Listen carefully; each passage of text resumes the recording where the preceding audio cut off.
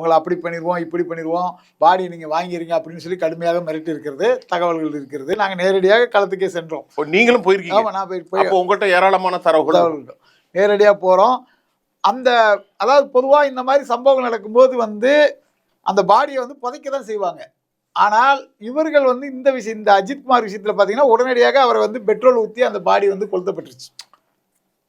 பாடி எரிச்சிட்டாங்க. அடையாளம் தெரியாமல் இருக்கிறதுக்கு, இல்லை நாளைக்கு ஏதாவது கோர்ட்டு வழக்கு வந்தால் மறுபடியும் அதை உடற்கூறு ஆய்வு மறுபடியும் பண்ண வேண்டிய. எனக்கு இதில் புரியல திரு முத்து ரமேஷ்.